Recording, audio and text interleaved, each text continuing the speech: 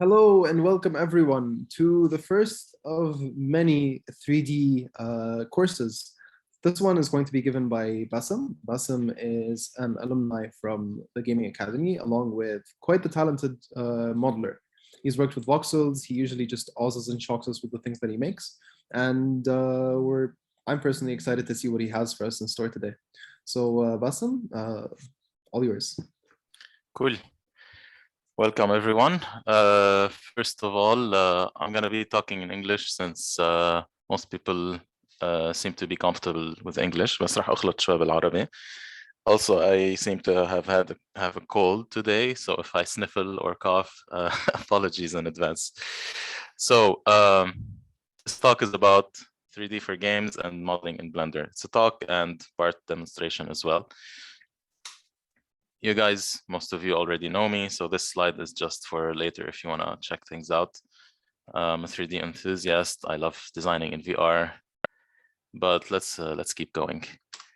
So, oh, and by the way, please let me know, since it's telling me my internet connection is unstable, let me know if you guys can't hear or something, but let me know in voice because I can't really read the chat.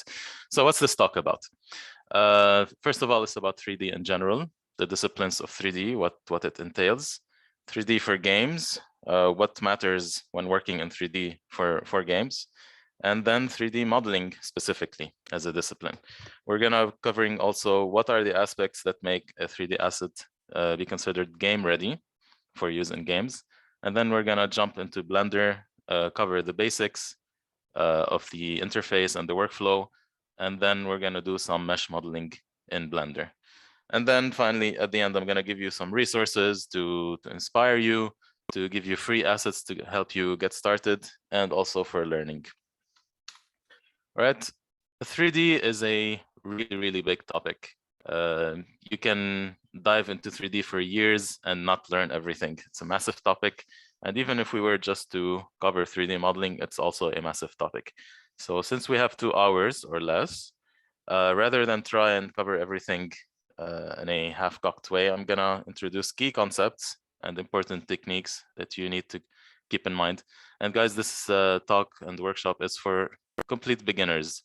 So if you guys already are familiar with 3D, I mean, you can watch, of course, but I'm sure you'll learn something. But this is geared for complete beginners to 3D and to Blender specifically.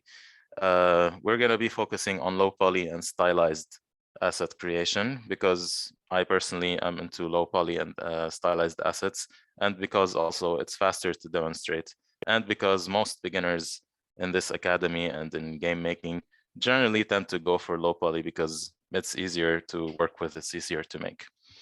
We're going to share resources for learning, and then you guys are grown-ups, you can take it from there. I think we all learn mostly on YouTube and from tutorials. Also, if you notice, every time there's an image or something, I always share the source, usually with the link. So if you guys want to see the whoever person's artwork, sometimes they're articles, sometimes they're YouTube videos. So just check them out because I'm going to be making this presentation available later on, and I'm going to add even more stuff to it. So 3D being a big topic, what are the major specializations in it? So first of all, we have modeling, which we're going to be covering in this specific talk. Modeling is creating the actual 3D shape that you want. And then we have modeling has several methodologies and workflows that we're also going to mention. UV unwrapping is unfolding that model onto a flat surface in order to prepare painting it and adding textures to it. Materials, UV mapping, channels, texturing, shading. This is an umbrella term for several techniques and methods to add details to your model through 2D images that have specific properties. We'll also mention them in more detail later. Rigging is adding bones to your model, digital bones, so that you can prepare it for animation, which we can see in this example on the right. This model has lots of bones inside her arms, her chest, etc., so that you can then animate the model. Animation is the actual animation. Rigging and animation will be covered in a separate workshop in this academy, which is pretty great. Lighting also will have its own separate workshop. Lighting is an entirely contained discipline in 3D, how to light your model in a way that makes it pleasing, especially for games, how to light your games, how to have performance friendly lighting. Rendering for games, the rendering is more for like videos and photos, but it's also important for games because rendering is an umbrella term for stuff like shading and the visual style of a game. Simulation is everything from particles to hair to smoke and fire effects. Those aren't exactly modeling. They might contain modeling, but they have more to do with setting parameters that affect your 3D effect. VFX is also mostly for movies and stuff like that. It's how to composite real world footage with 3D footage, or even how to composite different 3D footage together to make them work. But VFX can also be applied to games for stuff like special effects. You know, like when you're charging up an attack and you see lights and stuff like that. And of course, there's other disciplines as well. So in terms of 3D artists for games, what are the jobs that most of the jobs that you can have? And you'll notice some similarities with the list that I shared in the previous slide, but not always. The thing is, it's highly dependent on the game company. Some game companies like to have 3D generalists, which you'll see down here. These are usually indie studios that don't have the capital to hire lots and lots of people for all the specializations. So they try to hire a 3D generalist that can sort of do everything a little bit, well, good enough for their product. Then you have environment artists, character artists. The list is self-explanatory, but you'll notice that it's not really by technique, it's by context.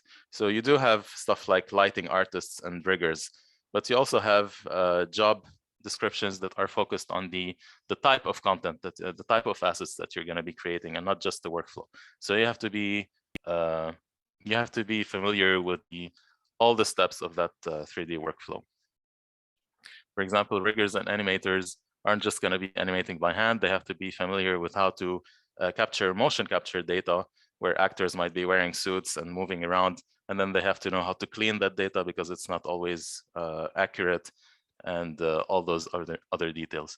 Technical artists, for example, are kind of a hybrid between artist and programmer. They take care of things like shaders. They might write custom tools for the studio to use in their games. So that's also a fuzzy job description. Most of these are fuzzy job descriptions, and they usually overlap. As an example, I took a shortcut screenshot from Supermassive Games, the guys who made Until Dawn and Little Big Planet. And if you have a look at their artist section, you can see a camera artist, for example.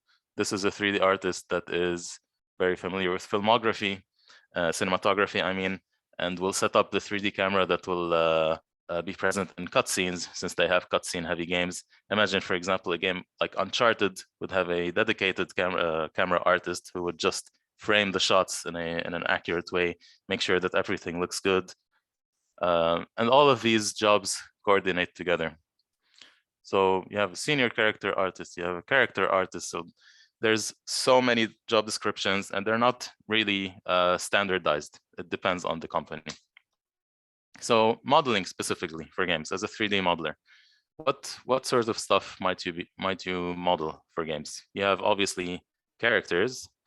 You have terrain, which is the actual hills and mountains. I'm not talking about trees and stuff. I'm talking about the actual terrain that you walk on. That requires modeling.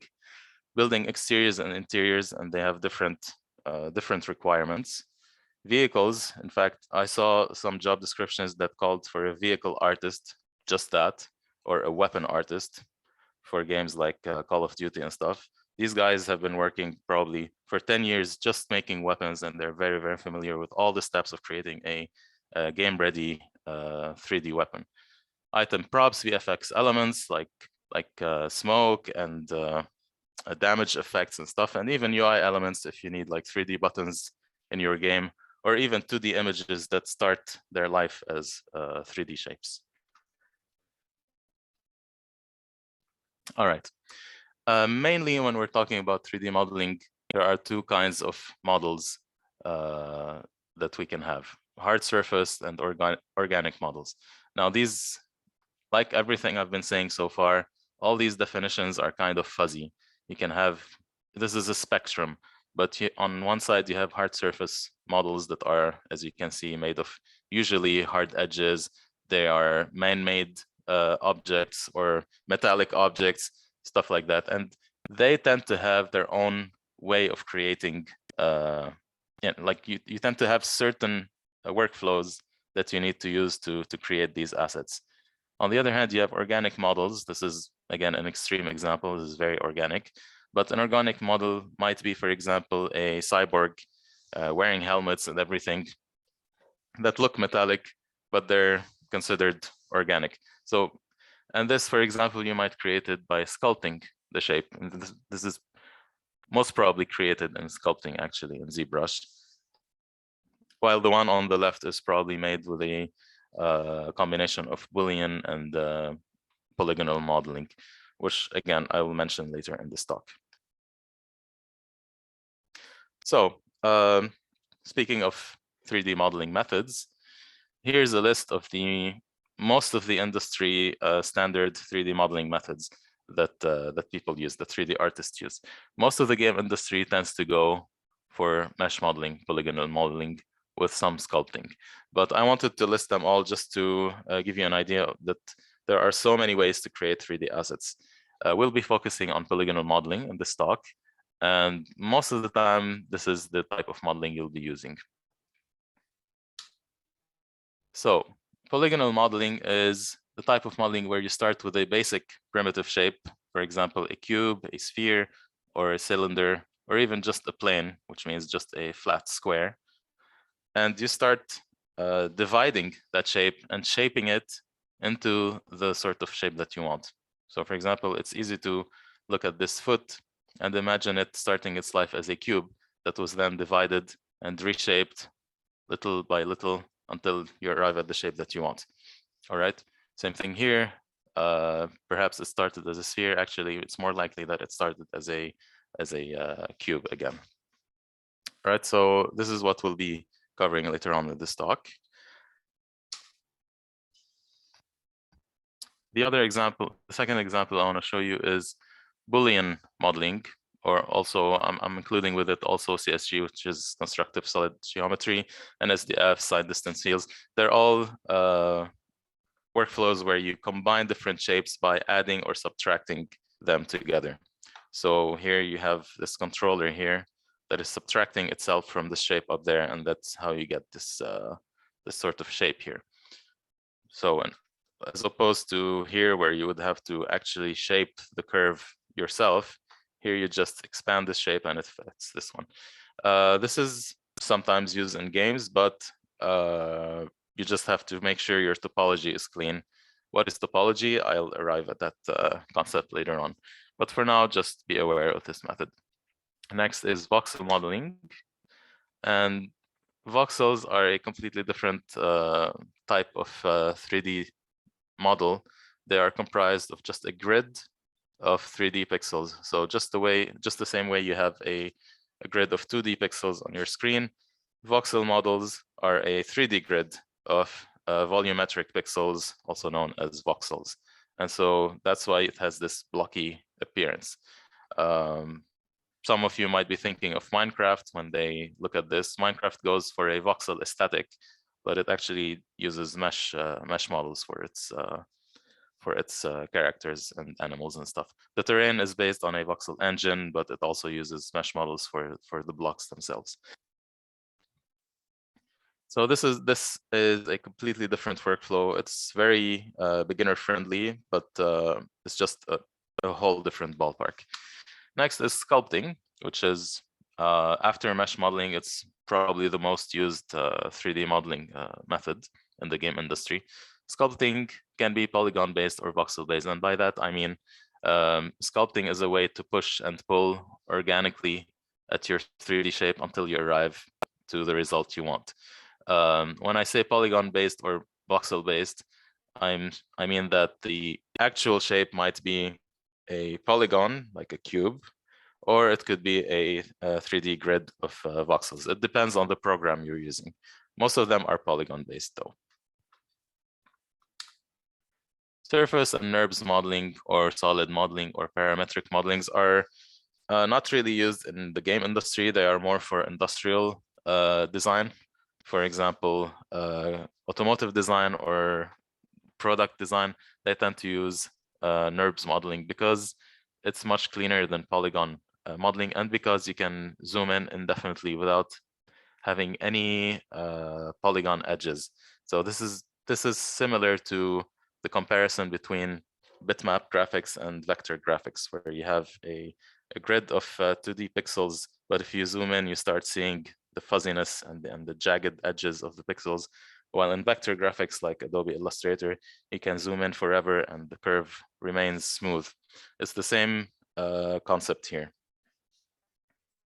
So this is So this is mostly used for shapes where you want it to be mathematically correct. Like you don't want even the possibility of having an impossible shape.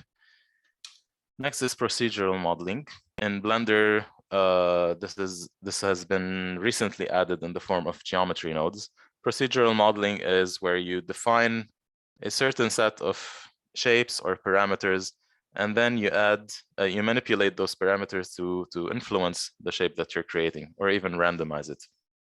For example, this is an example of a bunch of planes that were semi-automatically generated with a procedural script. All right. An example of game asset creation with mixed methods. For example, you could start your model by just a cube, and you start dividing it to establish the basic mesh that you want to use. And then you move on to sculpting, where you add the fine details that you want to have. And then you might even use some procedural modeling for stuff like hairs or particles on the clothes, like polygonal particles. Then using this high poly model, you do a retopology, where you clean the shape, the flow of the polygons on your model, so that it becomes clean and it doesn't deform in an ugly way.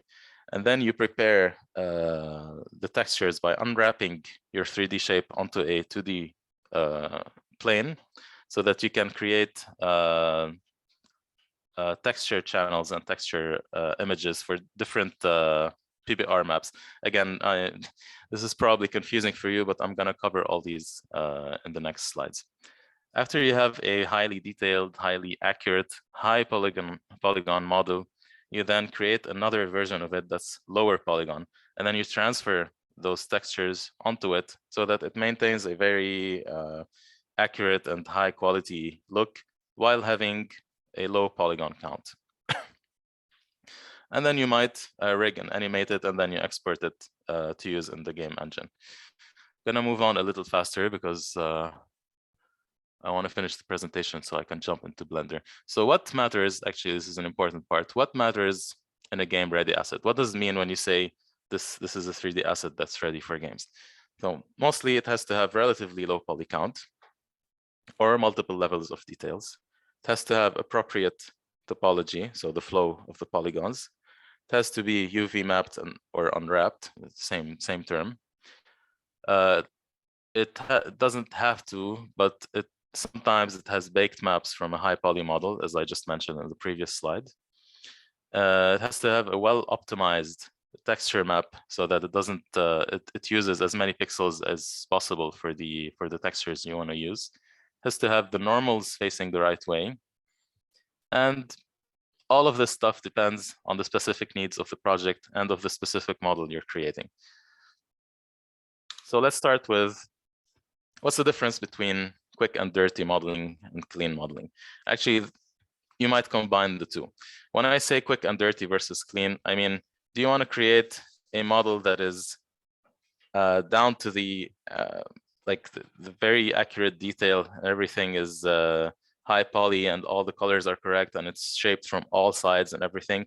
Or do you want to create just what you need for the game you're making? The answer is both.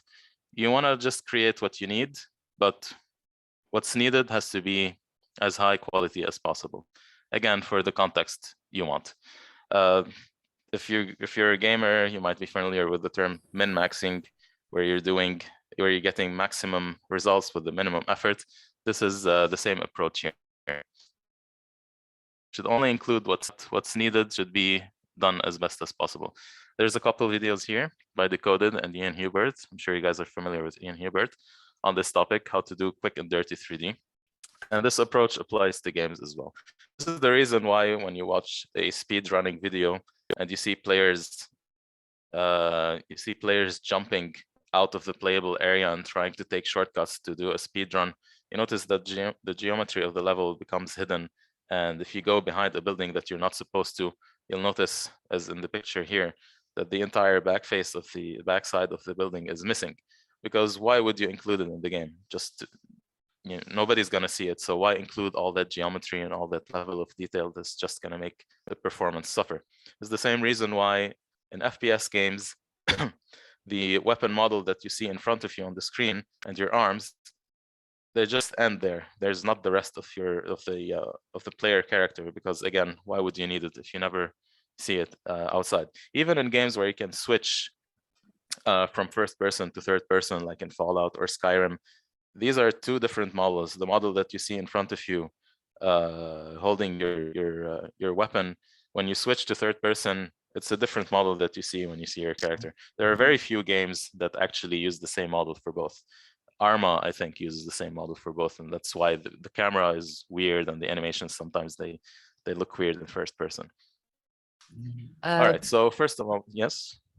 You have a question in chat. Ashraf is asking you, how do you know what's the minimum you need to do when you're min-maxing? Okay, great question. So this is actually what this slide is gonna cover. So Polycount, first of all, it depends. Everything depends on the needs you have. So for example, for Polycount, let's say you have a character you want to create. How high poly do you need to go? That depends on the context of the character. So how close is it to the camera? Are you making a game where you're seeing your character from very far away, like for example Diablo? Are you making a strategy game, for example? Or third-person game, you're always looking at your character in detail. Is the character you're making, the item you're making, is it a main prop, or is it just a clutter that's found in the scene here and there? And also it depends on the visual style of your game. So if your game tends to go for a realistic style, you may have to go higher poly than if it's an actual low poly game or a cartoony game, etc. So you have to decide what is the right poly count for your model. There are no numbers that I can give you, but normally if you're going in the millions of polygons per asset, that's definitely way too high, and a game engine is going to suffer with that. But the idea is you should just go as low as you can while maintaining the visual fidelity that you want for that specific model in that specific game in that specific context.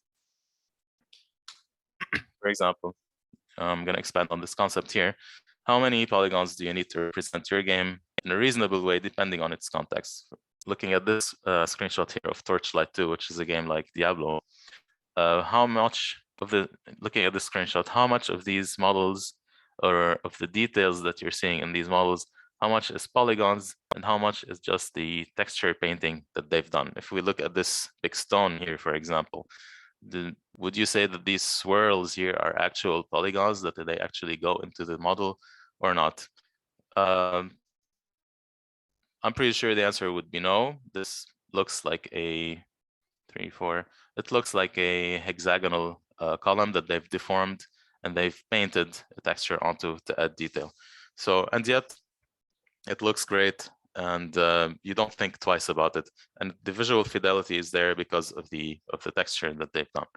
So this is an example of a smart approach to creating 3D assets, where you use as little polygons as possible, but you you add visual fidelity with the texture painting.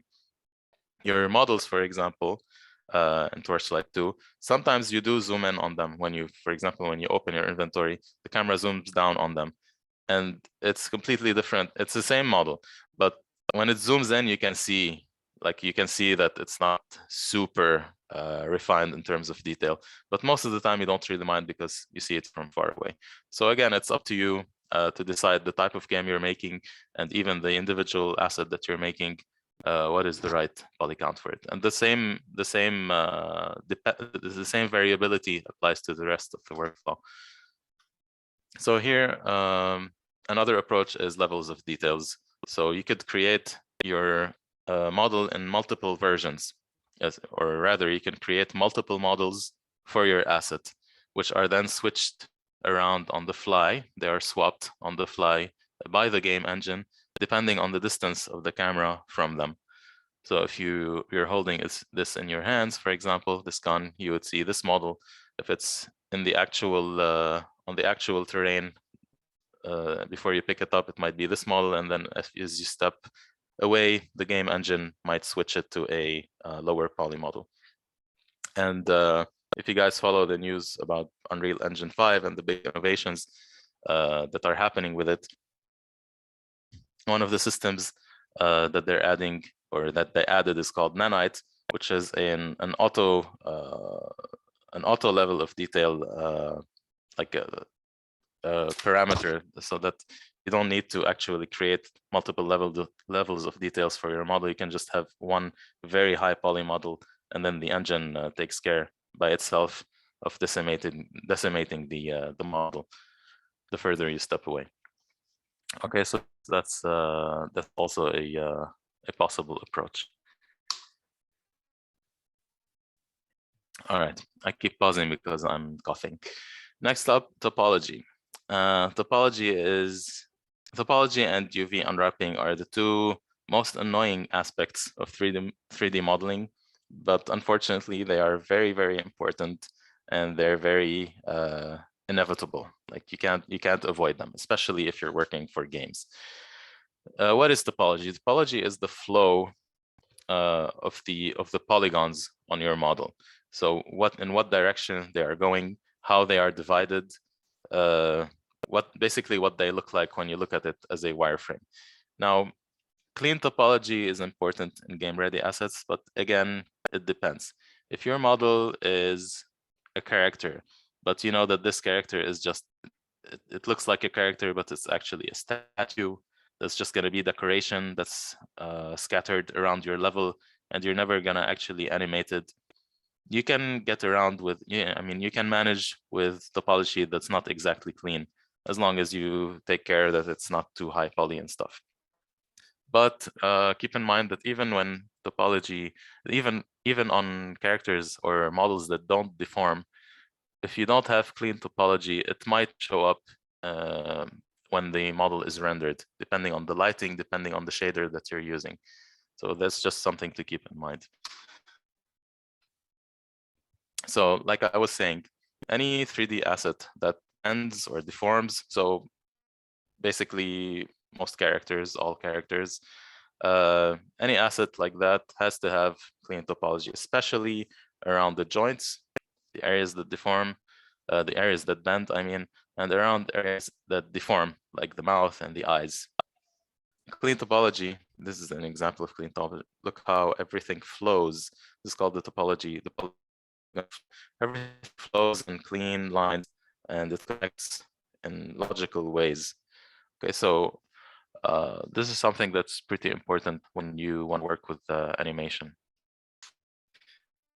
So here's an example of dirty topology and clean topology. This, especially if you look here around the mouth, if you were to animate this, it would deform in all kinds of weird ways. While this makes it easier because these polygons can compress together. So these rectangles, all these little rectangles, they can compress when the mouth opens in a clean way that doesn't make them go all jagged and zigzaggy. While here, each one compresses in a different direction, and so you'll have major problems if you try to animate this.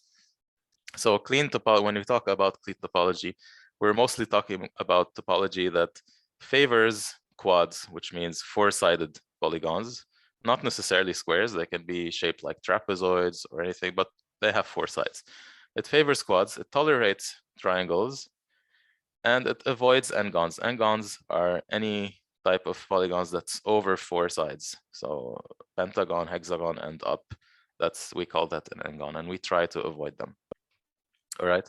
Now, 3D engines in general, they just take your quads and internally they transform them into triangles. So each quad is transformed into 2 triangles.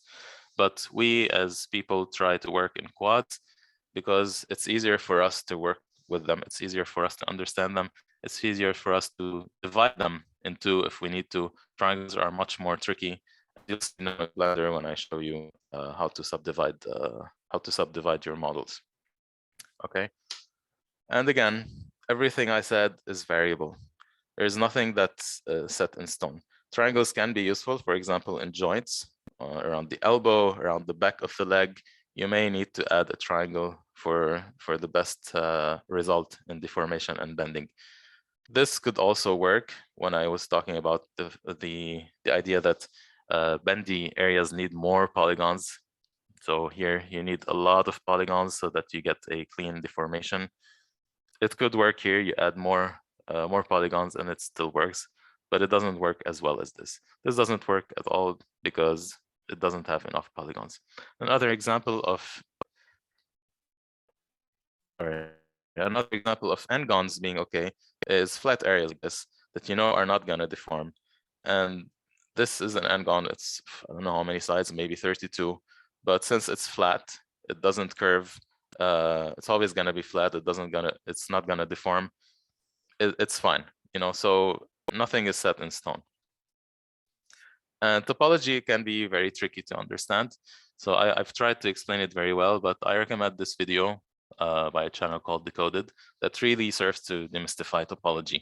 And especially it serves to show you how to transfer from a high number of polygons to a low number and then back up while avoiding n-gons. So you always have 4 or 3 sides, actually always 4. So here he's maintaining quads all the way through.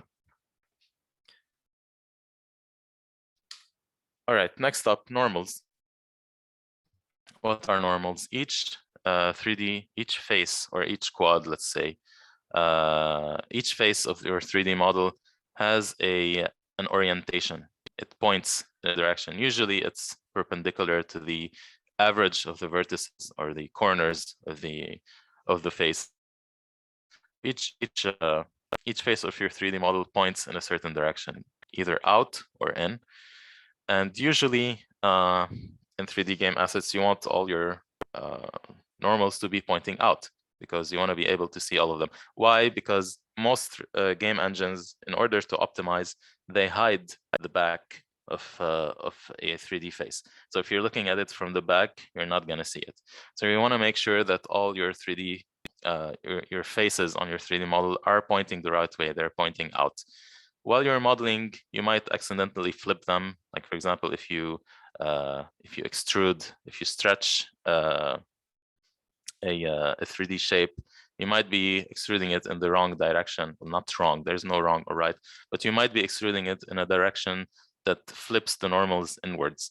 And so it's important in Blender, later on we'll jump to Blender, I'll show you how to always check your normals to make sure they're always pointing in the direction you want. Now, what's the direction you want? Again, it's not necessarily outwards, it might be inwards. Again, there's no right or wrong. Again, it depends on what you need. For example, if you're creating an interior, a building interior, like I mentioned earlier, you want to make sure all the normals are pointing in because you don't care about the exterior. You're looking at the environment from the inside. So neither are inherently bad. You just need to know which way you want them to show. Again, another video by Decoded that explains normals in a very clear way. I recommend you watch it. Next up, UV unwrapping and mapping. So once you create your model, you're going to unfold it onto a 2D image, or you're going to unfold it flat, basically. And you do this so that you can start painting it. You can start applying textures to it, because textures are what really make a 3D model. Okay, thankfully, nowadays, Blender and other most 3D programs, they take care of that automatically for you.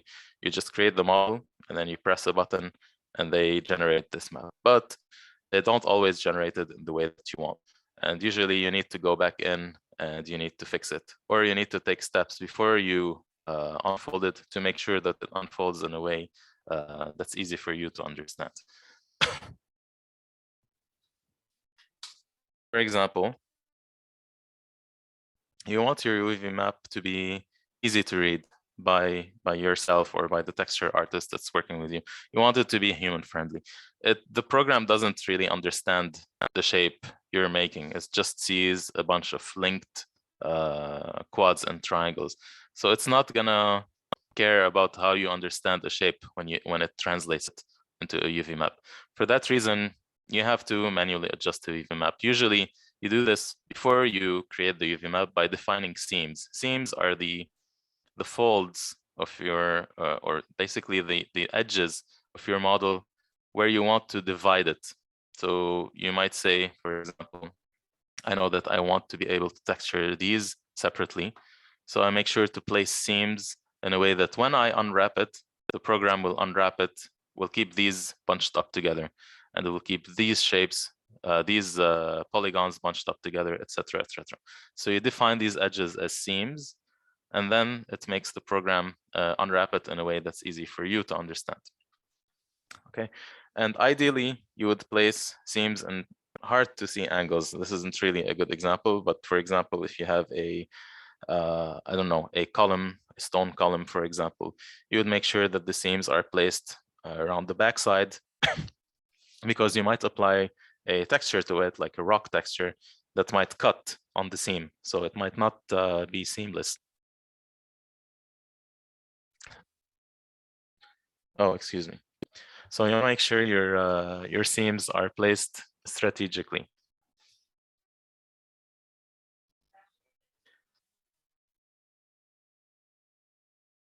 Okay, Pbr textures and maps. What is Pbr? It's the physically based rendering texture system that most 3D engines, whether they be games or 3D programs, most of them are using it by now. And this is a system or a shader whereby you combine different images that have different properties, and they all go onto your model in order to give it different properties. For example, here you have your diffuse map, which is just the colors of your wall. Here you have your, I think this is the bump map. So this is the map where it defines what are the areas that go out and in. This is the normals map, which is an even stronger version of the bump map. And this is the roughness map that defines how shiny or how rough your model is at any particular spot. All of these are combined in different channels and applied to your 3D model. And that's what gives your 3D model its unique and physically realistic look. For example, here's a rectangle or basically a cube that's been flattened, and we applied it's been applied with a brick texture, but you just applied an image to it, and that's it. So it doesn't really understand the texture that's on it. So it's just reflecting a kind of metallic looking effect. While here, when you apply a normal map, which defines all the ridges and the curves and the nooks and crannies of the model, it greatly changes the way the model is displayed. And you might look at this and wonder if it's actually made of so many polygons that they're going in and out, but no, it's just a flat. It's just a flat face, but it's been enriched with this normal map. Same here. This looks like an extreme case. This is like you look at this and you're like, wow, for sure this is a high poly model. That's you know, it's millions of polygons. But no, again, it's a texture map.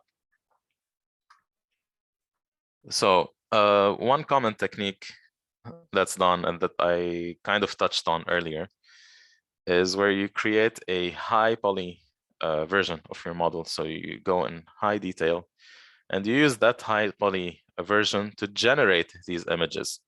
So you tell your 3D program to, okay, based on the shape of my my image, I want you to generate, based on the shape of my high poly model, I want you to generate this image that maps all the ins and outs of the shape. Okay, and then you take this high poly model and you reduce its poly count drastically. So you can see here the polygons are way lower. Actually, you can see the wireframe here. It's way lower. But what this artist did is he took this map that was generated with this model and he applied it to this low poly model, and that's why this one still looks pretty good. I mean, it looks pretty high poly if you don't really focus on the silhouette. Again, another example. This looks like a high poly model, but as you can see from the overlaid wireframe, it's actually pretty low poly. And another approach other than generating the image is to actually paint it yourself using programs like Substance Painter or Quixel Mixer, or even Blender. Blender has a texture painting mode, but it's not as advanced as the other two that I mentioned. So you actually go in and you paint or you stamp shapes onto specific channels. So you create an image and you define this as your, for example, your bump image, and then you create a black shape on it, and that tells the program that this bump is going inwards. It's a dent, or you create a white shape, and that tells it that it's bumping outwards. Okay, well, wow, it's 7:15 already. Okay, let's jump to Blender so we can demonstrate the basics of Blender and the basics of 3D modeling. I know this was already a lot of talking, but I feel like all of this information is important to have because it's going to help you keep everything in mind while you start your 3D journey.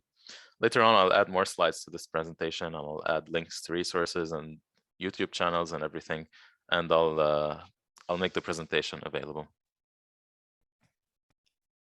Okay, guys, we're gonna take like a 5-minute break. So I need to drink some water and stuff. So if you have questions, think of them on the stuff that we already mentioned, and then we'll jump into Blender. Oh, 1 minute. All right, let's go. Let's jump into Blender now. Oh, let me share again. Share screen.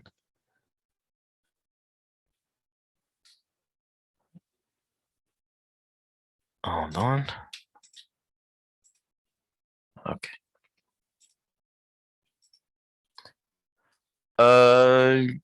You can open Blender if you want, but I mean, this is gonna be available later if you want to rewatch it. I think it's better if you're completely new to Blender. I would prefer that you just watch for now, and then you can rewatch the recording later and follow along.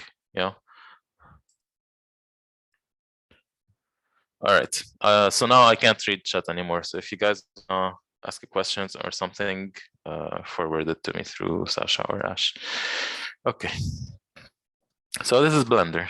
When you open Blender, this is what you see. How do I hide the zoom toolbar? Because I can't see the buttons up here.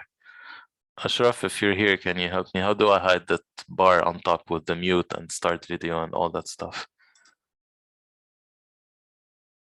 I think you can like click and drag it actually.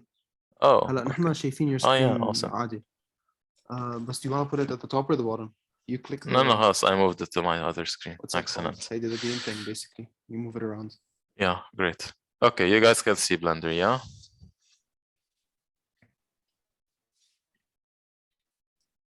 I'm gonna take that as yes. All right. So yeah. Blender, you have your viewport in the middle. This is the 3D area where you're gonna be working. You always start with the default cube, which has been sacrificed to the gods of 3D millions of times by now. Every 3D tutorial you're gonna watch in Blender starts by sacrificing the default cube. So we're gonna do that, accept our sacrifice. Okay, now we're gonna add it again. And the way you add stuff is you go Shift A. Oh, Blender is very keyboard shortcut heavy. You're gonna have to learn a lot of keyboard shortcuts. If you're not used to keyboard shortcuts, everything is accessible via menus and toolbars. But trust me when I say you're gonna want to learn those shortcuts because they make everything so much faster. So to get this menu that I just showed, the add menu, press Shift A. Oh, let me turn on my screencast. Hold on, so that you guys can see what I'm pressing. Where was screencast?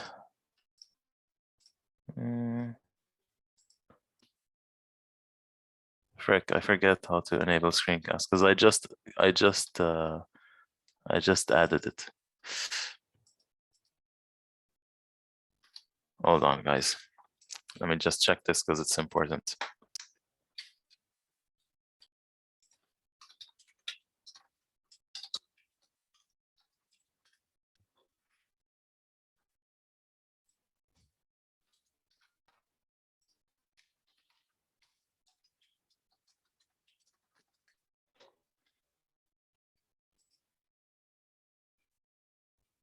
Okay, blah, blah, blah, to access the, transform side panel, okay. This is an example of how you learn stuff. You gotta learn how to Google and what to Google for. Okay, it appears I didn't enable the add-on. Screen. Okay, guys, never mind. It's not, I don't think it's enabled. Anyway, so I was saying Shift A to add stuff. Okay, so you got this huge menu where you have lots of different objects to add. We're gonna go for a cube. We're gonna add back the cube that we deleted. And use your middle mouse button to rotate your view. Left mouse button to select, right mouse button for commands. Shift and middle mouse button is panning. And then your mouse wheel to scroll. Hopefully you have a 3-button mouse with a mouse wheel. If you're working on a laptop, I highly encourage you to get a mouse for Blender. You can use it with just a laptop trackpad, but it's just going to be slower and trickier. Also, ideally, you would have a keyboard with a numpad. Numpad is very useful for switching views, side, front, top, etc. Again, you don't need it, but it just makes everything much easier. Okay, before we start modeling, I want to show you a few things to set up in Blender that will make your life much easier in the long run. So here in Preferences, first of all, if you don't have a 3-mouse button, you can go to Preferences and Input, and you can check this Emulate 3-mouse button. What this does is that if you Alt-click it, it treats it like a middle click. So if you're using, for example, a graphic tablet, if you have a pen, or if you're using a laptop trackpad, you can enable this this option. I enable it because I often use a graphic tablet. You can also emulate a numpad. Where do you do that? Oh yeah, up here. You can emulate the numpad so that if you don't have a numpad on your laptop, you can just use the number keys at the top as if they are numpad. You will lose some functionality because the number keys are actually needed for different stuff, but it's up to you to decide if you want to do that. Then you can go to Keymap. I highly recommend that by default, the spacebar action is set to play. So when you press spacebar, it plays animation. But me personally, I barely work with animation, so I don't want to every time I press space. I'd rather use space for something else. So I put it to tools. And that means when I press space, it gives me the different tools that are over here. I can just select them much quicker. Also, I can just press space and B or press G space, so I can use the keyboard shortcuts. Another thing you can do is turn on the vertex size and face dot size. So here, when we work with the models, these dots, which are the corners that you can resize, they're usually very tiny and hard to see. So in the options, you can enlarge them as I've done here. You go to Preferences, Input, Keymap, Interface. Go, oh, sorry, Themes. You go way down to the bottom, User Interface, go Oh, here we go. 3D viewport. Sorry. Go way down to the bottom and you set the sizes here. So this was 3, I set them to 5. So these are just quality of life things that in the long run are gonna make things much better for you. They add up to minutes and hours over the years. Now, okay, another thing you can really make your life easier with is quick favorites. Quick favorites, anything in menus, anything you can click on in the interface, you can set it to a quick favorite. So if there's something that you use a lot, you can set it to a quick favorite that when you press Q, it opens your quick favorite. This is basically like shortcuts. So these are buttons that are found in all kinds of menus in Blender, but I use them a lot. So I group them in this panel here. So you go up to anything, for example, this, you right click, you add to quick favorites. This is what, rotate, right click, add to quick favorites. Then I press Q and I have it here, rotate. I don't want this, so I can just right click and remove it from quick favorites. Okay, so I have these functions that I use a lot. All right. One excellent thing about Blender is that it supports add-ons, basically mods and plugins. We call them add-ons in Blender. There's so many useful add-ons for Blender that, again, make your life much easier. You go to preferences and add-ons, and then you can install all sorts of add-ons here from an online repository or even from a file that you download. For example, if someone creates a custom add-on that you want to install, just click install and you select the file. The add-ons that I recommend are images as planes. Again, I'll have these as a list at the end. Images as planes lets you import images into your 3D viewport instantly. Node Wrangler, which adds more functionality to your material and texture workflow. Extra objects and extra meshes, which add lots more stuff here, things you can add. You know what? I'll just give you the list later on. I don't want to waste any more time. Okay, next up, modifiers. So you have your shape. You have your basic shape. You go in, you make modifications, which I'll show you later. Make modifications to it, etc. But you can also apply effects to it, or modifiers. Modifiers right here on the right, this wrench. You can add modifiers here that affect your shape without actually, like, they're non-destructive.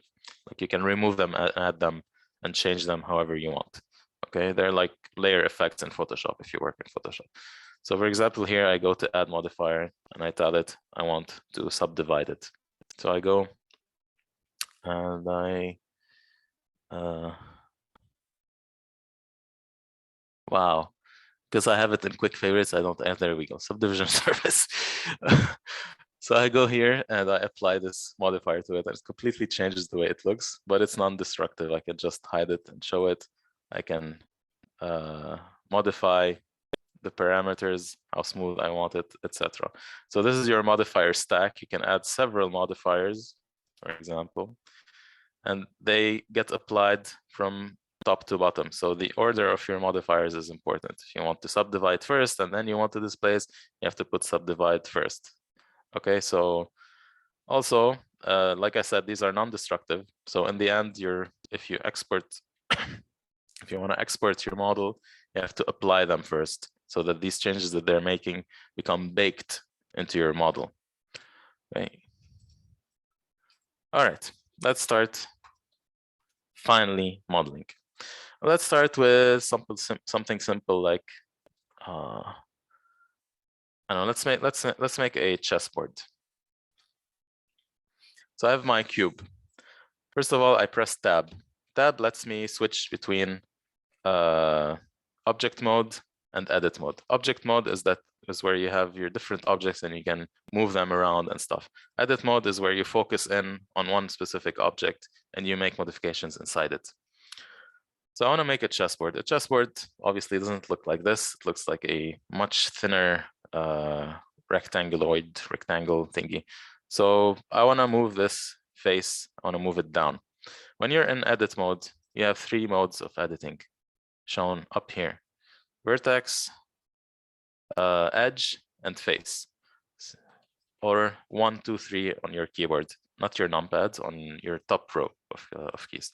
1 is vertex mode, 2 is edge, 3 is face.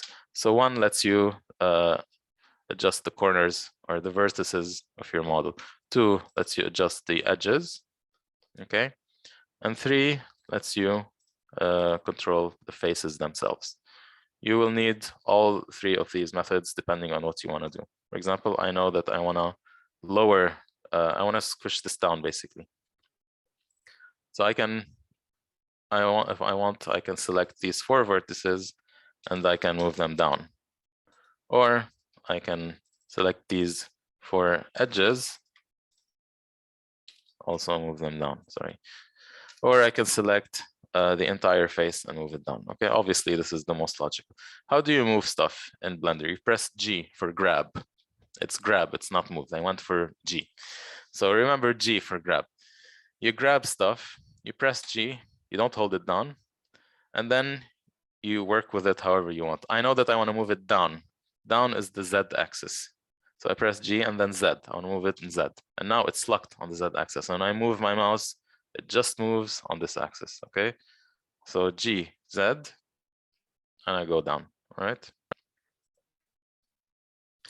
Same idea, let me undo. If I want to rotate, for example, I want to rotate, if I just press R and I rotate, it will rotate relative to my view. It will rotate relative to the angle that I am seeing the model from, see?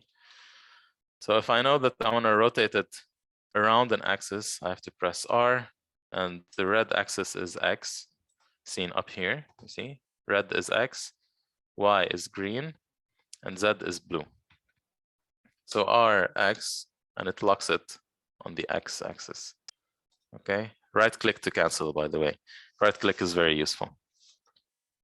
So you're canceling the operation before you set it. So if you rotate and you left click, you're confirming the action. Okay, undo. Or rotate, right click, you're canceling the action. Okay, these are very simple shortcuts that should be ingrained in your brain. Again, let's select this, G, Z, we lower it down. Okay, now we have a basic shape. Notice that my model is now below the world. Not only is it below the world, it's below its own center. This is the center of our model. Ideally, you want your origin, you want your model's origin to be inside your geometry, and we will fix that in a minute. I can press A to select everything, and I can raise them up, okay? And if I really want to see to the side, I can just press 1 on my numpad to switch to the front orthogonal view. If all of this sounds confusing, you'll get used to it. Okay, I can just rotate out, okay? One more thing, you can use Alt and middle click to flick. If I flick left, right, up, down, it flicks to the angle, to the different angles. I personally use this a lot because it's very handy.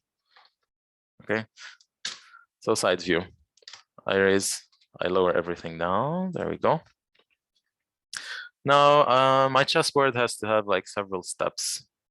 So I want to extrude this. How do I do this? I press E and then I drag. I didn't have to press Z. I just press E and it extrudes along its normal. Remember when I mentioned normals? Normals are the orientation of your face. It's extruding along the normal, okay? So I'm extruding it up. Next, I want to shrink this one. Shrink or scale is S, because if you want to scale up or down, S, and you scale it. Okay, it's starting to shape up. Now I'm going to extrude again, create another level. Now I want to inset it. Inset is I. You'll see what inset is right now. Inset is this. You're basically creating a smaller polygon inside your polygon. And notice how the topology is starting to form. Okay, so we have a quad, a quad, quad, a quad here as well, and a huge quad here. Okay, now This is the face that we're gonna divide into, black and white squares. So I want to subdivide this. I can just right-click on this and tell it to subdivide. And I want it way more than this. If I remember correctly, a chessboard is 8 squares by 8 squares. So I want to subdivide it 7 times. Did you notice this menu that I opened down here? Almost every operation you do will have a tiny menu that appears here, and you can expand it to set the parameters of the operation you're doing, and then it will disappear once you move on to your next operation. So here I went 7 divisions, click outside, and it's gone. And it's divided into 8 by 8 squares, okay? And here you'll notice now we have n-gons. Now I don't care because this isn't something I'm gonna animate. This isn't a character, it's not gonna deform, but this is an example of an n-gon. I know it looks flat and it looks like a quad, but it's actually not a quad. It has 1, 2, 3, 4, 5, it has lots of edges. So this is an n-gon, so is this. So it's this and this and this. Okay, so just be aware of them. Okay, they're not inherently evil. Here they're fine. Okay, I want to create feet for my chessboard. Let's see. I can subdivide this as well. Let's see, subdivide. I want there. Now I'm gonna slide these around. So if I switch to vertex to edge mode, I can select this edge. And if I alt click, or in my case double click, because I changed some shortcuts, I can select the entire line of edges. Okay, and if these edges wrapped around my model, they would select it all around, but these don't. Okay, so I select these, and I want to slide them.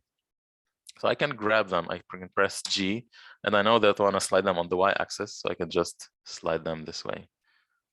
Okay, another thing I can do is actually use the slide operation, which is GG, and then you can slide them depending on their orientation. So if I come here, for example, and I press GG, it understands that I want to slide it perpendicular to itself. Are you guys with me so far?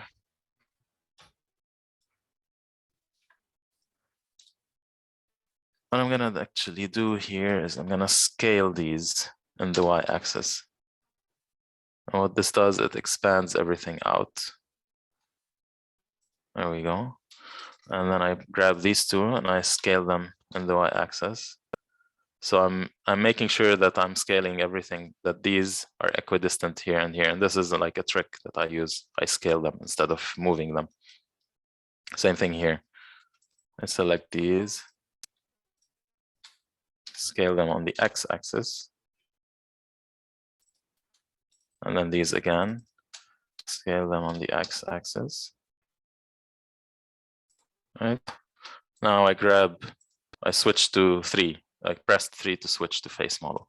Now I grab these 4 faces and I extrude them just like I did with these levels. I extruded them. So I press E and I extrude them down.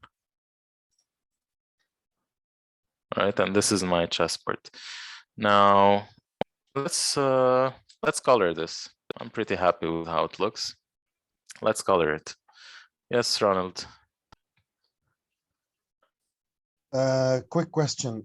Let's say I want to extrude the same amount for each one alone, each polygon alone, but the same amount without selecting them all. Like, let's say I start with the first one and I decide it's good. Then I want to do the same operation on all of them without measuring if they're aligned or not.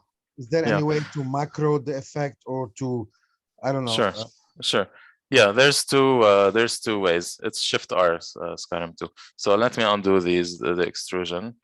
So I'm gonna extrude just one. I'm gonna extrude this one, for example. Extrude. Okay. Then I select this and Shift R to repeat my last action.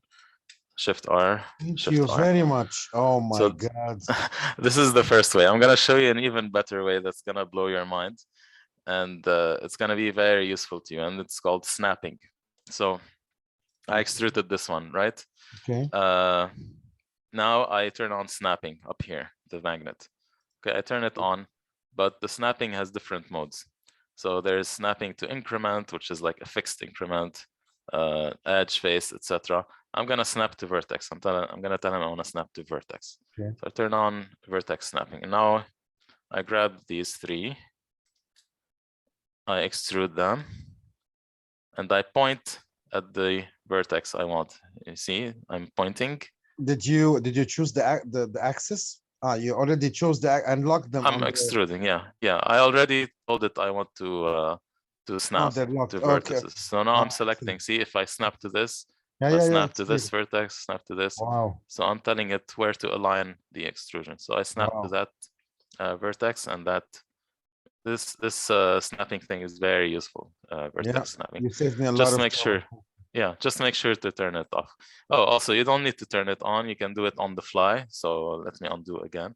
If I extrude and I press Control, hold Control while extruding, it turns on snapping temporarily. Okay. Right. Snapping with the last settings.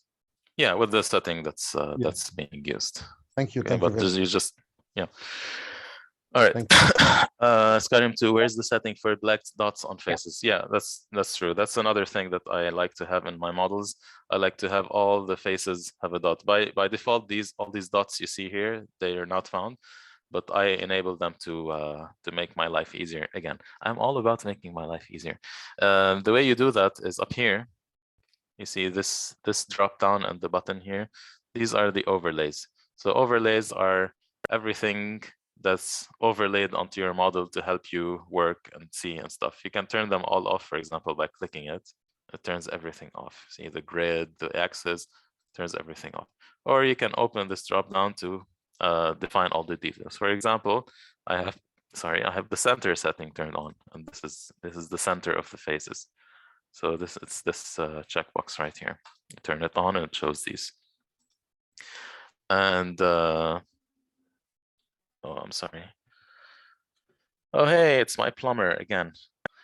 Okay, guys, give me just a second to tell him I don't have time for him right now.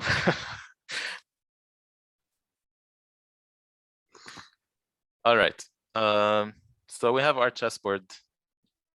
Our very simple chessboard modeled. Now we're gonna color it. So I'm gonna show you how to very simply add a texture map and stuff. Luckily, with these sorts of primitives, they already come with a UV map ready. So what I'm gonna do is, while I'm in edit mode, so remember in tab, I go between edit mode and object mode. While I'm in edit mode, I press A to select everything. Doesn't matter what mode I'm in, vertices, faces. I just press A. By the way, to deselect, you double press A to deselect. Okay, so you press A to select everything, and you go up here to UV. And you just press Smart UV Project. And Smart UV Project is what I was talking about earlier in the presentation, that now 3D programs will take care of it for you. This is Blender's version of that. It will smartly project the UV map onto a 2D thingy. You've got a bunch of options here. Don't really care about them right now.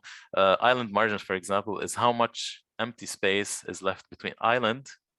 Is the stuff I was showing you earlier with the weapon, the gun, where someone unwrapped it and they defined like the back and the grip and the barrel and stuff, each alone.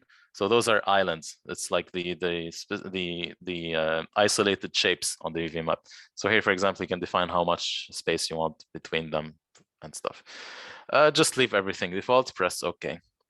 Okay, and now up here on the tabs, you see these are the different modes of Blender. So these are just ways of Blender giving you different windows to work with. So if I switch to UV editing over here, all right, you can see the UV map of our model. If I deselect my model, they all disappear. If I just pick one face, you can see where it is on the UV map. If I select everything, well, it doesn't select the other side, but if I press A, it shows you everything. So this is how it decided to map it. As you can see, it's not super It's not super optimized. There's a huge gap here, for example. It's empty, but this is what it comes up with on its own. It's okay. We're gonna leave it as is for now, and we're gonna use it to color stuff. Oh, and by the way, if you select this, for example, and come over here and you select it, you can press G again, and you can move it around. Okay, so you can play with the disposition of the polygons in your UV map. And this is gonna be very important when I load an image texture. So now I'm gonna switch to texture paint, which I should have done instead of UV editing, but I clicked UV editing by mistake. The texture paint, all right. No, let's stay on UV editing. Yeah. Okay, we're gonna go to image. Now over here, you see the images here? I can click open, and now I'm gonna select my my palette.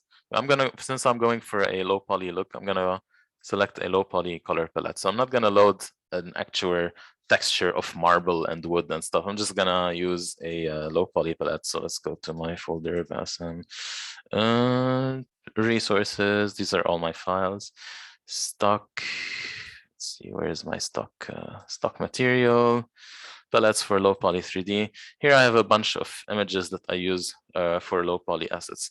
So I'm gonna load this one from the YouTube channel Infenzia, if you guys watch him. I'm gonna link him in the list at the end. So now I loaded an image. Now if I select A, you can see the image overlaid with the UV map. And Ashraf, this is where we start going into the question that you asked me earlier, like how do you map the colors? How do you map the picture to the stuff? Basically, I loaded an image and it's overlaid here.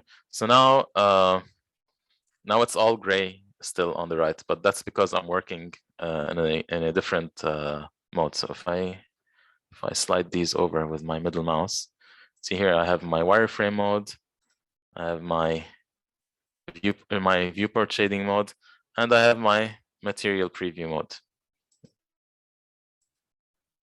Come on, load. Hello?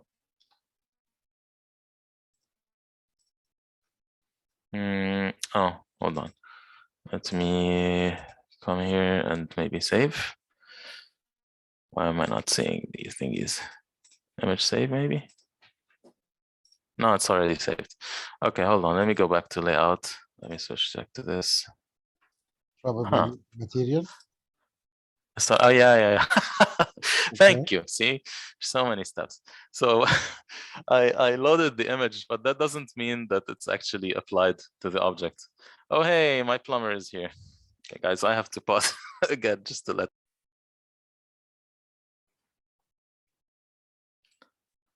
Okay, everyone. Any questions?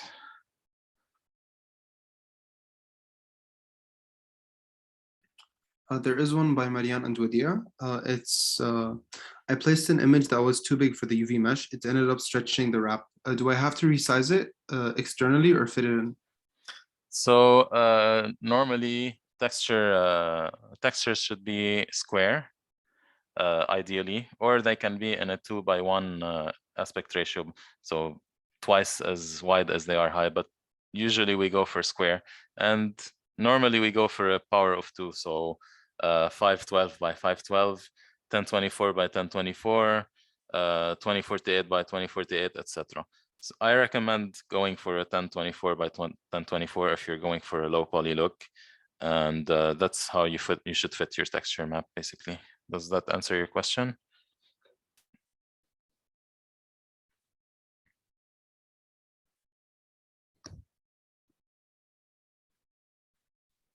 They said yes. Okay, cool. All right, so back to this. So when we stopped, we were saying that I should add a material. Okay, so this model right now doesn't have a material yet. If I go down here, so here on the right, I have all the properties of the stuff I'm working with.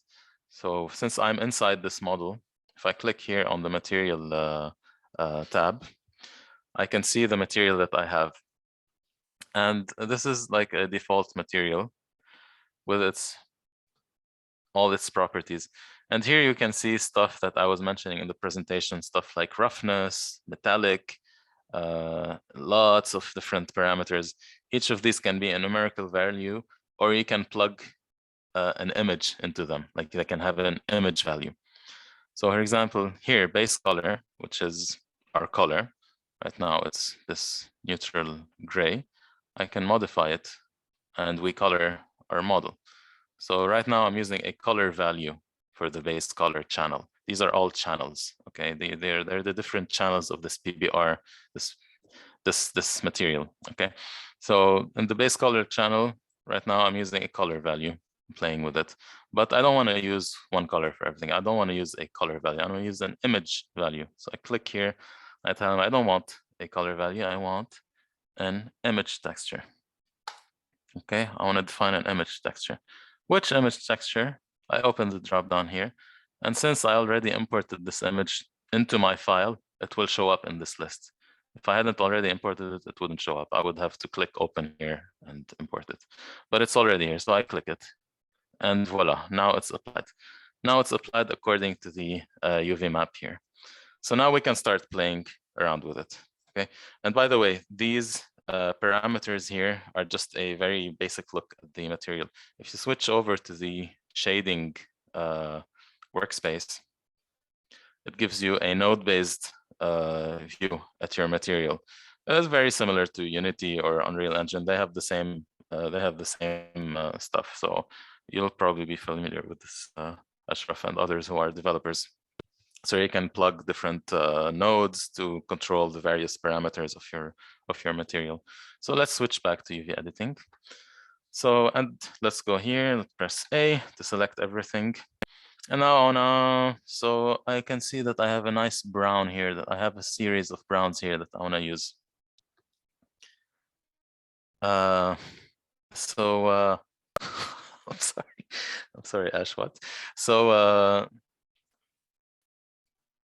I want to use my brown, let's say for the base. I'm going to use different browns for the base.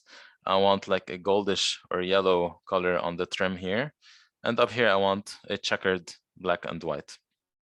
So let's start with the browns, right? So I'm going to select, I'm going to double click. I'm going to go to edge mode over here with 3, 2, 1. So 3 edge, face, sorry. I'm going to double click here. Sorry. Select all these with shift click. All right. And I can see them here. And as I told you, these are now n-gons. You can see the shape here. They're n-gons. So anyway, I go to the left and I select all because I can have a separate selection here and here. I select all these and I scale them with S, shrink them down. And notice here how the color is changing. Shrink them, and then I G, grab them, and I put them on this brown. And it's as simple as that. If I tab out, these are now brown. Okay, let's tab back in. And let's start doing the same to the others. I'm gonna select this 3. Now I could go like shift click, I don't know, to select all of these. I'm just gonna go. I'm gonna click select this. I'm gonna go here to select and select linked flat faces. And this selects all the faces that are flat and adjacent to this one. So that's a very handy shortcut there. I'm all about those quality of life shortcuts. Select all of them here, scale them down. I'm gonna select the darkest brown. My cat is going crazy behind me if you hear growling and stuff. It's having the zoomies. All right, put them on the darkest brown. Okay, and so on. Same for these. Oh, sorry.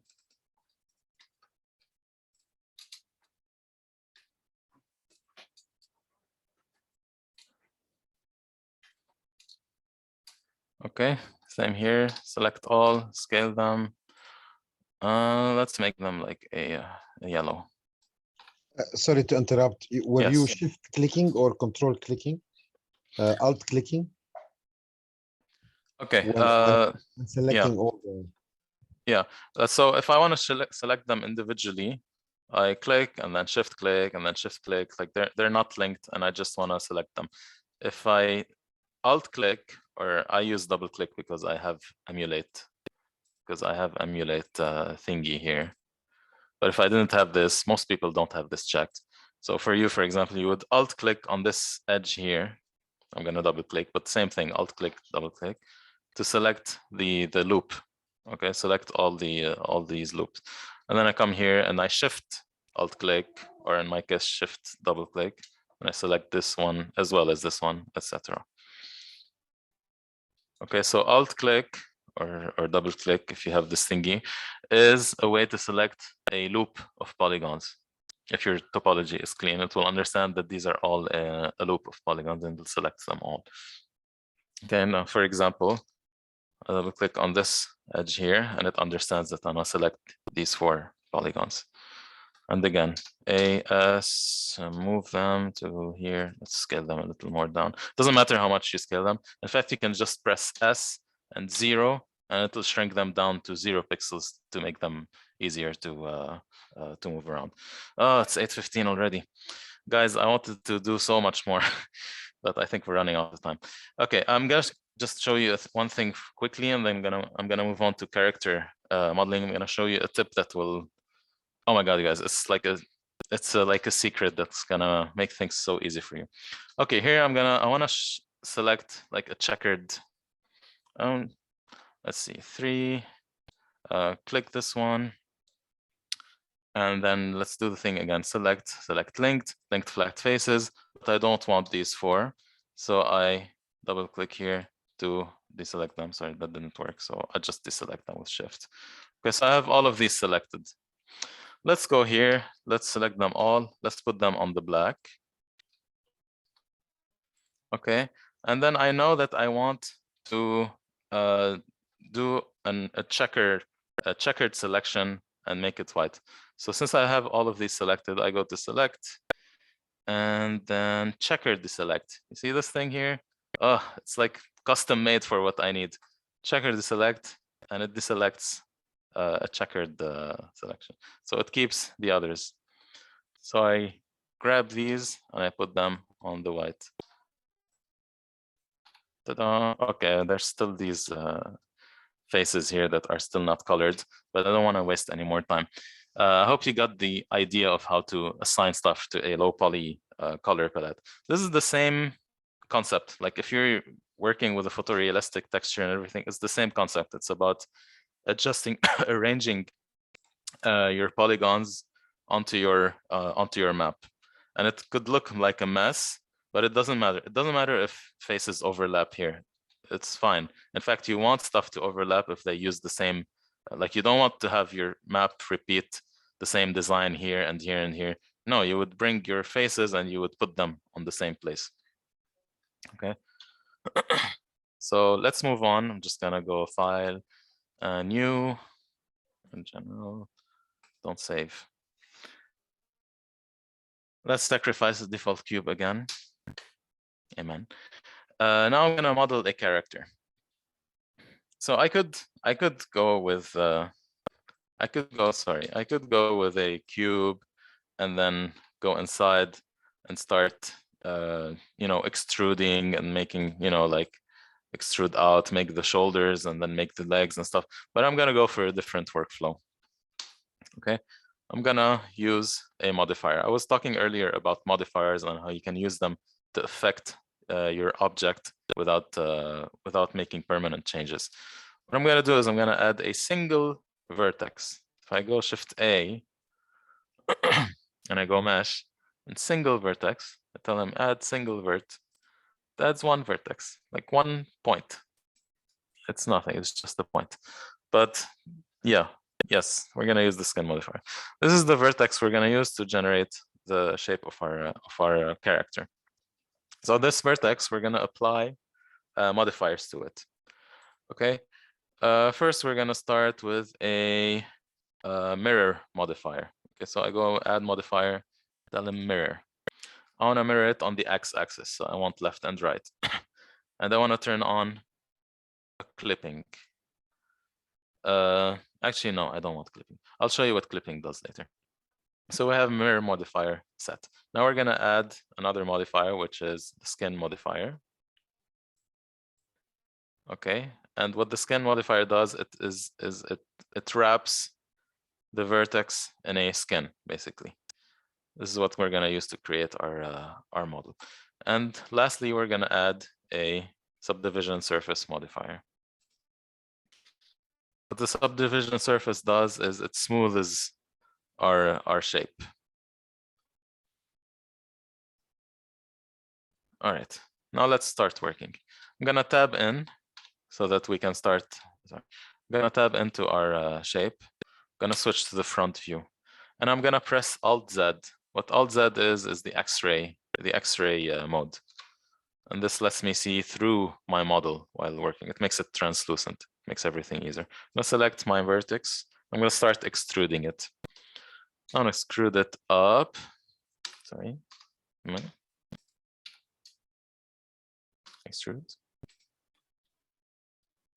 Ah, there we go. I wasn't in vertex mode. Okay, extrude. I was in edge mode. Extrude up, so E and Z.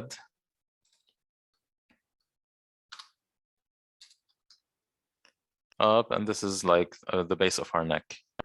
And we're gonna extrude again to the sides. And since we have the mirror modifier enabled, when I extrude to one side, it mirrors it to the other side, okay?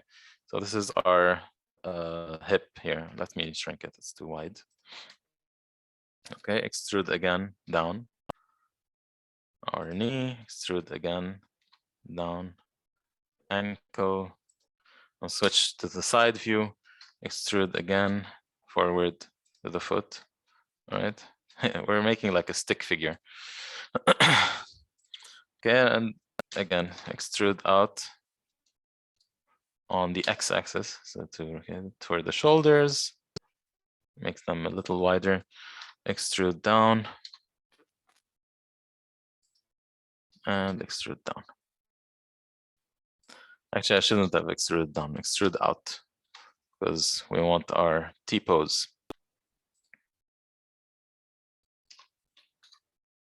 There we go. This one is way too long, so I'm gonna GG to slide it. I'll slide it to around here. Okay, now for the neck, extrude up, base of the neck, and then extrude up again, top of the neck, extrude again for the top of the head. Okay, now obviously this looks like, you know, have any of you played Darwinia? It looks like the characters in Darwinia. The arms are too long and stuff, but we can adjust everything. Now what I'm gonna do is I'm gonna resize these. So if I click, for example, on this, press Control A, it's not S, it's Control A. Don't know why, it's the skin modifier. It has like a slightly different workflow. So Control A is the scaling here. And you drag out, and you see that the skin is growing on this vertex. Same here, Control A to grow it a little bit. Let's shrink it a little down here. And our feet, we want them to be flat, sort of. So I select this one and I open the N. So if I press N, I open my side menu, which has like quick parameters here. So in my item, I can set the radius X and Y separately. See? So I shrink down radius Y. There we go. It's kind of flat. It's sort of coming together. Okay, let's add some muscles. I'm gonna press Control R. Control R adds a loop, so it basically subdivides stuff. I'm gonna enlarge this one. Oops, I pressed Control S instead. I'm gonna enlarge this one, shrink this one a bit, shrink this one a little bit. I'll press Control R, slide it up to the forearm muscle, up, Control A, down. Wow, this guy looks like a cartoon, but like a caricature, but I'm just showing you guys how it works. Notice this round outline here on this vertex. What happened is that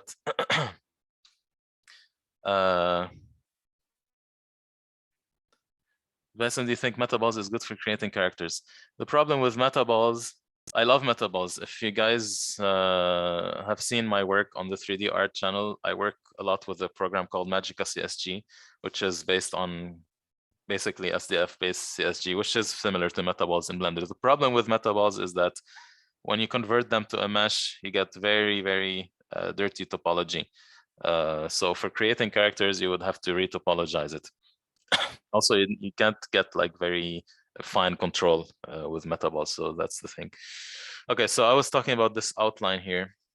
This outline means that this is the root of our skin modifier. I don't want the root to be here. I want it to be at the base of the hip. So I click on this vertex and I go to the skin modifier here and I click mark root, and I make sure that it's marked down here. Okay, let's do the head real quick. This guy's gonna have very skinny legs, just like a bodybuilder does. All bodybuilders have skinny legs, we know that. So I'll switch to the side view. I press R here and scroll up with the mouse wheel to have 2 subdivisions. And then I'm gonna scale on the Z axis to bring them farther from each other. Okay, and then I'm gonna press Ctrl A on both of them to enlarge them. All right, and finally on the side view, I'm gonna grab this one. I'm gonna slide it forward a little. Let's slide all of these forward a little. There we go. Okay, so this looks a little better. Okay, so this is guys, this is such an easy way to create a base mesh. And if you notice, if I go, let me duplicate this with Shift D and then press X to move it on the X axis. If I duplicate this and let me turn off X-ray with Alt Z. If I turn this into a mesh, because right now it's not a mesh, remember, we have a bunch of modifiers that are creating this shape, but it's not an actual mesh.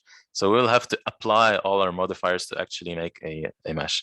There's a lot of stuff missing. I haven't made the hands, the toes, fingers. I'll show you how to make these, but I just want to show you something. If I apply my modifiers, and I start always, when you apply your modifiers, start from the bottom down, from the top down, unless you don't want to apply all of them. So apply the mirror modifier, apply skin, apply subdivision. And now it's an actual mesh. And see, and you get clean topology by default. That's the wonderful thing. So you can grab this and go to the sculpting workspace and you can start sculpting with it if you want. So I can grab this and go to sculpting and I can start not super experienced in sculpting in Blender, but where's Snake Hook? There's Snake Hook. If I go like this, I can start working with it. I can start adding stuff to it. Okay, so this is a very easy way to make to make shapes. Okay, let's go back to our other one. I want to add a hand. I go to the top view, tab N, turn on X-ray so I can see inside it. Extrude out. We're almost out of time actually, right? Darn. You can have 15 more minutes because we've pushed Mika's session to 9. Oh, excellent. Yeah. How many minutes? 30 minutes? I can have 30 minutes more? Great. I don't know how many people are going to be staying for both sessions, but ideally we'd have like a bit of a break. So maybe 15 would be best. 20 max. Yeah. Sure. So here's our thumb and here's our, let's make 4 fingers or 3 fingers maybe. Disney style. Let's grab these, shrink them down. This is a very, this is not the best hand, but you're starting to understand. Here, let me load a file that I made before, since we don't have much time. There we go. Here you can see a bunch of characters I created. You can see the wide range of meshes, of base meshes you can create. So here's our bodybuilder. Here's just a regular guy. Here's a different shape. Here's a more chibi looking style. This is a gorilla style. This is even a praying mantis. It's the same concept for all of them. Okay, so you're just extruding in different directions and you're scaling down and you're scaling up. And then you can take any of these and turn it into a mesh by applying the modifiers, and you can start working with it. So if I open another file that I made, this one, yeah, this one. All right, so I took this, which is the scan and the mirror and everything. I turned it into a mesh, and then I started editing the mesh. All right, so I extruded these faces. I extruded them out to make a belt. Here I extruded out to make like and I scaled them up to make a boot shape. Okay, etc. So and if I switch to the material view, oh, where's my material? Okay, well, I had the material on it. I had colored it and everything. I guess I didn't save it. But yeah, this is like a very this is like a shortcut, sort of. Like you can't avoid working with polygons eventually, but in my opinion, that skin modifier technique lets you at least start out, because sometimes it's difficult if you just start from a cube here. Okay, if you just start from a cube and then you apply mirror to it, let's go, and you tab in, and then you start working on it. For example, extrude up, scale up on the without Y, so scale up, and then subdivide here, and then, you know, if you start working like this, it's sometimes difficult to like really visualize the shape that you want, if you don't, especially if you don't have a reference. I mean, ideally you would start from a reference, from a picture that an artist has made for you, like the front view of your character. So if you Google character turnaround, if you want to practice, you can just see a bunch of pictures that you can import into Blender and model over. Oh, speaking of resources and stuff, I think I'm gonna stop inside Blender here, and I'm gonna show you a few resources that make things easier for you. I'm gonna share my screen again. Oh, my screen is being shared, but let me share Google Chrome.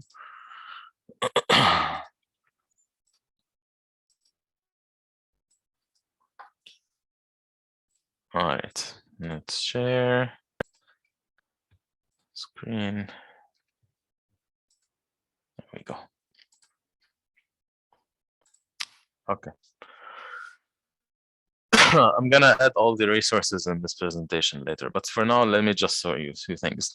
Sketchfab, first of all, I'm sure you all know Sketchfab. Sketchfab is a community where you can upload your 3D artwork, and the cool thing about it is that it gets uploaded as a 3D model that you can view from all sides. And how is that useful? It's useful when you're learning, because you can basically observe how models work. For example, if I go to my likes, and I go to that house that I showed you guys a little while ago, I open it. All right, let me maximize it. All right, so if I open here the model inspector, first of all, I can drag and see it from all sides. I can zoom in, I can pan, etc. But if I open the model inspector here, I can study the model. So if I go to wireframe and I click here, it overlays the wireframe, and this lets me study the topology and how the topology is made. See, guys, here are the topology flow. See what this person made, for example, to create the the windows. He subdivided this face, and then he bunched them all together so that he can make a circular shape. And here, even you can in Sketchfab, you can even see like the material channels. So this is the base color. This is the emission. If let's find another model, something that's more realistic. Or let's go for this, for example, this nice sword. So I open this sword in Sketchfab. Model inspector. So here we have all our different texture images. We have our base color, which is just the colors, the mattness. Okay, so see here where it's black, it's not metallic at all. Where it's white, it's completely metallic. Roughness map. So here you can study different models and see how they're made. This is a very useful resource. All right. Some of them even allow you to download them. For example, this guy allows you to download it, which is really nice. So you can even download it into Blender and study it that way. Okay, so Sketchfab is very useful. One quick thing I wanted to mention. in low poly. If you guys are gonna adopt low poly, you should keep in mind that a good low poly isn't just keeping the polygon count low. Okay, let's see, low poly art direction or low poly style. Let me show you some examples of what I mean. Look at this model. This model it has character. Because low poly is low poly by definition, you have to make sure that your silhouette and your model has character to it. Check this out, for example. Look at how the trees are all deformed and wiggly and stuff. You have to add interesting stuff within the limitation of low poly. A while back, I posted something on Discord. Actually, let me try and extract, because someone in the 3D art channel was asking me how to make low poly look good, and I showed him. I made him an image, but I didn't save the file. Oh, here we go. If I can drag it here. Okay, hold on. Copy.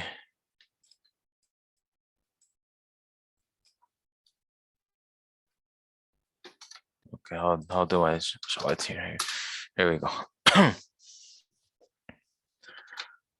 Let me just paste into Imager. Okay, never mind. Anyway, you have to add character to your low poly models. They shouldn't be just a straight column. You have to bend the vertices. You have to deform the faces. Make sure it has character. Okay, even your characters, even within clean topology, you can add a character to low poly models. Okay, so, let's move on to the next resource I want to show you.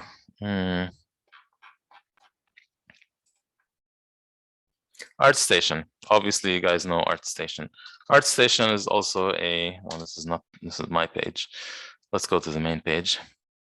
ArtStation is another great resource to get inspired and even to learn, because there's ArtStation Learning, which is now free, and you get industry standard tutorials and workshops and lessons and courses. It's all free now and forever, because ArtStation has now been acquired by Epic Mega Games, I believe. Anyway, so ArtStation is a massive resource for everything that has to do with CG and especially game-oriented stuff. Adobe Color, which Sasha yesterday mentioned in her workshop. Sorry, not Sasha, Dalia. Adobe Color is very useful if you want to come up with a but you're not quite sure which colors exactly you want. So here in Adobe Color, you can set the type of color you want. For example, monochromatic is just one type of color if you really want to go for one color. My favorite is complementary and split complementary.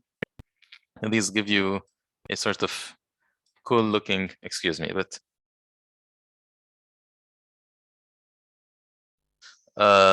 so these give you a very interesting set of colors that are complementary with one in the middle. Same thing here. So you can save them, and you can see what other people save as well. Sorry, I'm a bit distracted because of the plumber again. Next, Color Lovers.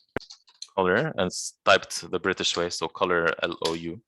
Color Lovers is similar to Adobe Color, but it's much more community oriented. You can see lots of colors palettes by people, and you can search by style. So for example, if I want to search palettes here, for example, synthwave, which is one of my favorite aesthetics, you get all kinds of cool synthwave color palettes that you can use for your project.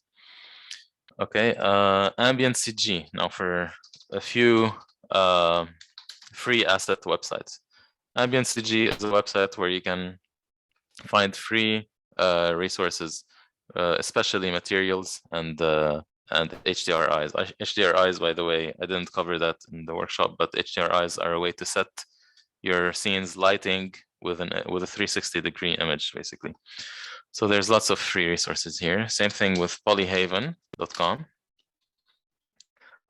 And also you find HDRIs, textures, and they're just fully equipped textures that you can just plug into your objects in Blender, and they come with roughness and normals and everything. You guys, of course, know Quixel Mega Scans, especially if you work with Unreal Engine. which is also now free for Unreal Engine users. But what you may not know is that some Scans has a Blender add-on that lets you import objects and materials and stuff directly into Blender. Okay, and there's a whole bunch of YouTube channels and stuff that I will include in the presentation and make it available.